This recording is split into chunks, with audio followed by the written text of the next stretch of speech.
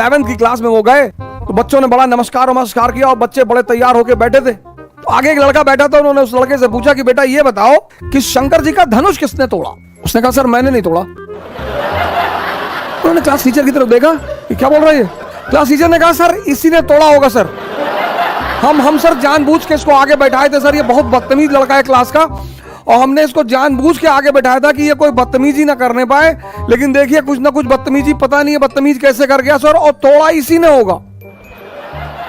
Basic शिक्षा अधिकारी को बड़ा झटका लगा कि यार ये टीचर क्या बोल रहा है। वो बेचारे प्रिंसिपल के पास चले गए कि यार अजीब ड्रामा है तुम्हारे स्कूल में। मैंने एक स्टूडेंट से पूछा कि शिव का धनुष किसने तोड़ा, वो कह रहा मैंने नहीं तोड़ा। ये तुम्हारा टीचर कहता है कि साहब इसी ने तोड़ा होगा, ये बहुत बदतमीज टाइप का लड़का है। ये क्या ड्रामा है तुम्हारे स्कूल में, ये स्टैंडर्ड है?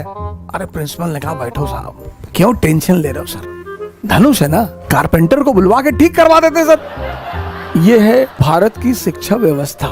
कहा भाई तू मेरी भीड़ देख, मेरी आज बीवी खाना लेके नहीं आई है, मैं जरा खाना खा के आता हूँ। वो जो पेड़ का लकड़ी काट रहा था वो भी बह रहा था। उसने कहा लगता है ये मुझसे लकड़ी मांग रहा है। उसने कहा जा जा। चरवाहे को लगा कि कह रहा जा, यार कितना बढ़िया आदमी है, देखो हमारी भेड़ों का ख्याल रखा इसने, क्यों ना इसको एक भेड़ मैं तोहफे में दे दूं। भाई मैं आपसे बहुत खुश हूं और आप ये भेड़ हमसे ले लो। उस बहरे को लगा कि यह मुझसे ये कह रहा है कि तुमने मेरे भेड़ की टांग तोड़ दी। अब तक उधर से घुड़सवार निकला बगल से, इन लोग दोनों ने उसको रोक लिया। वो जो घुड़सवार था वो चोर था, तो उसने उन दोनों से कहा कि भैया अगर घोड़ा आपका है तो आप ले लो, हम जा रहे हैं। पहले जो चरवाहे ने कहा भैया मैं इनको भेड़ दे रहा हूँ, ये भेड़ नहीं ले रहे।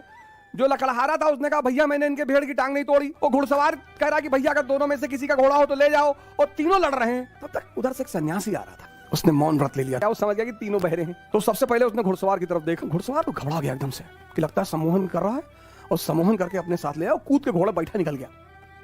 फिर उसने दूसरे की तरफ देखा, चरवाहे को लगा ये बेहोश करने के चक्कर में है हमें, चरवाहा भी भाग गया। जब लकड़हारे ने देखा कि दोनों भाग गए तो लकड़हारा भी भागा, बिना बोले इस मुद्दे को सॉल्व कर दिया।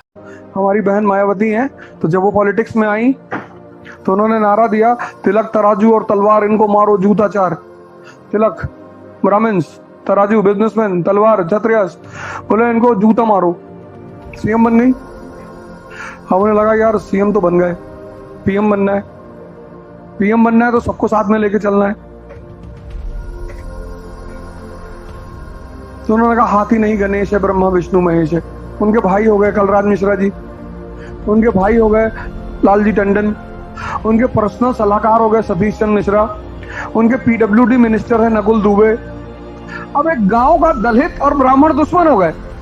अच्छा सोचती थी, महान नहीं सोचती थी, पढ़ी लिखी हैं, पर शायद डॉक्टर अंबेडकर को समझ नहीं पाई, नहीं तो पीएम होती इंडिया की। कभी कभी तुम इमीडिएट फायदे पे ज्यादा ध्यान देते हो। सर अडवाणी जी को लगा इमीडिएट फायदा राम टेम्पल, तो उत्तेजना तो पैदा कर ले गए, मिला कुछ नहीं। अकबर से पहले क्षेत्रीय विद्रोह, रीजनल रिवोल्ट एक बड़ी आम बात है। जैसे दिल्ली कमजोर पड़ता है, बंगाल आजाद, गुजरात आजाद, लेकिन अकबर के बाद ऐसा नहीं होता। क्यों? अकबर से पहले जब बंगाल पर कब्जा हुआ तो वो सिर्फ सैन्य कब्जा है, सैन्य। सिविल जो प्रशासन है वो स्थानीय लोगों के हाथ में है, बंगालियों के हाथ में। इसलिए जैसे ही दिल्ली कमजोर पड़ती थी तो सेना बाहर मूव करती थी प्रांत से, तो वो क्षेत्र अपने आप को आजाद घोषित कर देता था, क्योंकि सिविल प्रशासन तो लोकल लोगों के हाथ में है ना। बात समझ में आ रही है? बलबन के समय तुगरिल, इल्तुतमिश के समय एवाज। लेकिन जब अकबर गद्दी पर बैठ रहा है, उसने मनसबदारी क्या है? कौन है मनसबदार? एक ऐसा व्यक्ति जिसके पास दोनों शक्तियां हैं, सिविल भी और सैन्य भी। तो अब जब बंगाल पे कब्जा हो रहा है तो सिर्फ सैन्य कब्जा नहीं हो रहा है, अब सिविल कब्जा भी हो रहा है। स्विमिंग पूल के आदमी को कभी भी नदियों में नहीं कूदनी चाहिए, क्योंकि नदियों में करंट होता है। ये जितने लोग सोसाइटीज में रहते हैं स्विमिंग पूल में, स्विमिंग पूल मतलब टब, खड़े हो गए थोड़ा इधर उधर कूद ले, इनको फील हो जाता है कि भैया हम स्विमिंग कर। हमारे दोस्त इलाहाबाद गए, उनसे मैंने मना किया, मैंने कहा देख भैया तुम टब में स्विमिंग कर। तो बोले टब नहीं, हमारा स्विमिंग पूल है, ओलंपिक साइज है। हाँ, तो हमने कहा कि मत कूदना, करंट होता है नीचे, उसमें सिर्फ मल्लाह के लड़के कूदते हैं, संघर्ष करना जानते हैं। कहे तुम कौन से मल्लाह के लड़के हो? मैंने कहा मैं मल्लाह का नहीं हूँ, जो लोग इधर उधर नदी किनारे रहते हैं उनको कहा जाता है, जो मछली उछली मारते हैं उनको मल्लाह कहा है। हम भी बहुत मारे हैं, तो हमको कूदने दो। हम कूदे, वो भी कूद गए। वो कूद गए तो फिर टूट गई सांस। वो तो मुझे पता चल गया कि इनकी सांस टूट गई है, नहीं तो उस दिन आरात हो जाते वो।